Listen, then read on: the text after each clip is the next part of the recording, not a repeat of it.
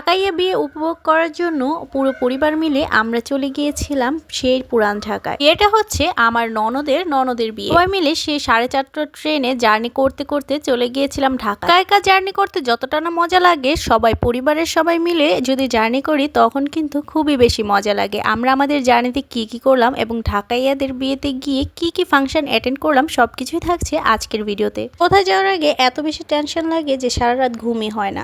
আবার এদিকে আমার ছেলে 12:30টার দিকে ঘুমিয়ে পড়েছিল, তাই আমি ভাবলাম একটু হাতে মেহেদি দেই। মেহেদি দিতে দিতে 1:30টার দিকে আমার ছেলে যে সেই ঘুম থেকে উঠেছে, তো ঘুমানোর নামই নেই। তাই চিন্তা করলাম বাচ্চাকে নিয়ে আর কি করব, ঘরের টুকিটাকি একটু কাজগুলো সেরে ফেললাম। আর এর মধ্যে 3টা বেজে গিয়েছিল, তাই সবাই মিলে রেডি হয়ে নিয়েছিলাম। আগে আমার বাবুকে রেডি করেছি, তারপরে আমি নিজে রেডি হলাম। এখন মনে পড়লো যে আমি তো আবার অন্ধ, আমি দূরের জিনিস একটু কমই দেখি, আমার চশমা ছাড়া তো আমার চলবেই না। তাই চশমাটা নিলাম। এখন দেখলাম চশমাটার আবার একটু ধুলা পড়েছে, তাই এটা পরিষ্কার করে এখন চশমাটা পরে নিলাম। যে বলবো এত অল্প বয়সেই এখনই আমি অর্ধেক কানা হয়ে গিয়েছি। এই তো আমরা রেডি টেডি হয়ে গিয়েছিলাম আমার ঝুলে ব্যাগ নিয়ে। এখন চলে যাব সবাই নিচে অপেক্ষা করছিল। আমরা 3 জাল মিলে যাব, মানে আমার ভাসুর, বড় 2 ভাসুর আর আমরা। যে দিদিকে অবাক হয়ে যাচ্ছিল, ও ভাবছিল ওর নানু বাসায় আমরা সবাই মিলে কেন যাব। ও তো ঢাকা শুনলেই মনে করে ওর নানু বাসায় যাব। সবাই মিলে কোথায় গেলেন আমার কাছে খুবই আনন্দ লাগে। আমরা এর আগেও আরো 2বার গিয়েছিলাম। এই আমার ননদের বিয়ে উপলক্ষে একবার জামাই দেখতে গিয়েছিলাম, আরেকবার হচ্ছে আমার ননদের স্বাদের সময় গিয়েছিলাম।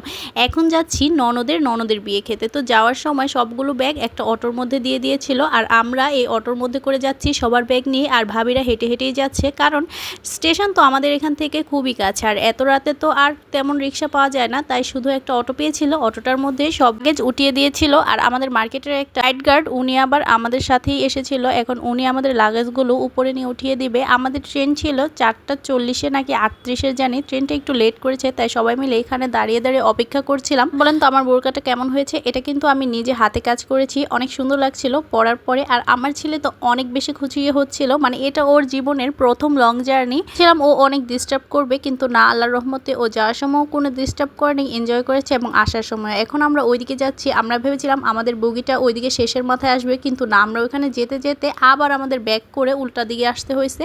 এই তো সবাই মিলে উঠে গিয়েছিলাম। আমি ওঠারটা ভিডিও করতে পারিনি, আমার ভাসুর বলতেছিল মোবাইল রাখো, মোবাইল ছিনতাই হয়ে যাবে। তো দূর থেকেই একটু ভিডিও করছিলাম।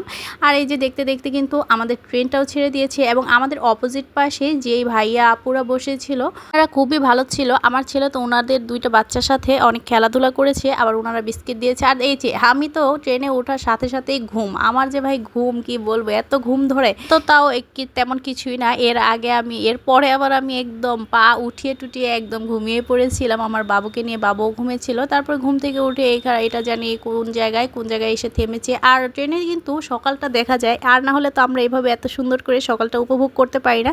ট্রেনের মধ্যে সকালটাকে উপভোগ করা যায়। এবার ট্রেনের টিকিট করতে অনেক সমস্যা হয়েছে, কারণ অনেকগুলো টিকিট একসাথে করতে হয়েছিল। আমার বড় জালেরা পেয়েছে হলো চেয়ার কোচ, আর আমরা পেয়েছি হলো সুবন চেয়ার। আমি আর আমার মেজো ভাসুরেরা আর ছেলে ওর ভাইয়ের কোলে একটু বসেছিল, ওদের সাথে একটু দুষ্টামি করছিল। আমরা দেখতে দেখতে কিন্তু এখন কমলাপুর স্টেশনে চলেই আসলাম। আর এখানে এসে আমরা সবাই অপেক্ষা করছিলাম আমার বড় জায়দের জন্য, ওনারা ওনাদের বগি থেকে আসবে। তারপর দেখলাম যে কমলাপুর স্টেশনে অনেক মানুষের ইন্টারভিউ নিয়েছিল সময় টিভি এক একটা মানে চ্যানেল থেকে। আমরা আবার দিনে আমাদের বলেছিল, কিন্তু আমাদের একটু মানে আনকমফোর্টেবল ফিল হয়। তারপরে এখান থেকে আমরা আবার চলে গিয়েছিলাম, যখন এখান থেকে সিএনজি নিয়ে আবার আমার ননদের বাসায় যেতে হবে পুরান ঢাকা। তো আমরা এখানে নাস্তাটা সেরে যাব। এখানের মানে একটা বিখ্যাত খিচুড়ি আছে, তো এই খিচুড়িটা খাবো। আর বাচ্চারা নিয়েছিল হলো মোরগ পোলাও, আর আমরা বড়রা সবাই এই গরুর খিচুড়িটা নিয়েছিলাম, সাথে জলপাইয়ের আচার ছিল, মানে এত মজা ছিল খিচুড়িটা। তারপর সবাই মিলে খাওয়া দাওয়া শেষ করে এখন সিএনজি স্টেশনে চলে এসেছি। এখান থেকে সিএনজি নিয়ে নিব। আমরা এখানে সিএনজি খুঁজছিলাম, সিএনজি কিন্তু 3টা একসাথে লাগবে, সেজন্য 3টা একসাথে সিএনজি ভাড়া করছিল।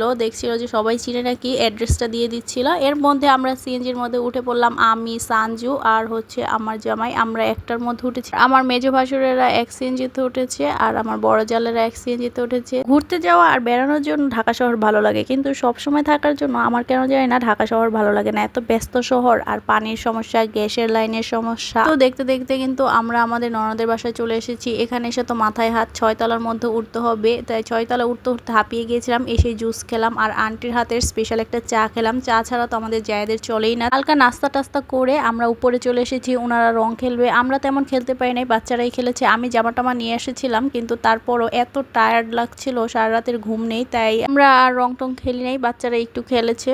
তারা একটু রং টং মেরেছিল আর ওনারা ছবি টবি তুললো, আমরা একটু এসে শুধু দেখলাম। আমার অনেক ইচ্ছা ছিল রং খেলবো কিন্তু খেলতে পারিনি, তো বেশি টায়ার্ড লাগছিল। পরে কিন্তু আমরা এখানে রং টং খেলে গিয়ে ঘুমিয়ে পড়েছিলাম গোসল টোসল করে। তারপর দুপুরে উঠে আন্টি রুই মাছ রান্না করেছিল, গরু রান্না করেছিল, এগুলোই খেয়েছি। তো আজকের ভিডিওটি এই পর্যন্তই। আল্লাহ হাফেজ।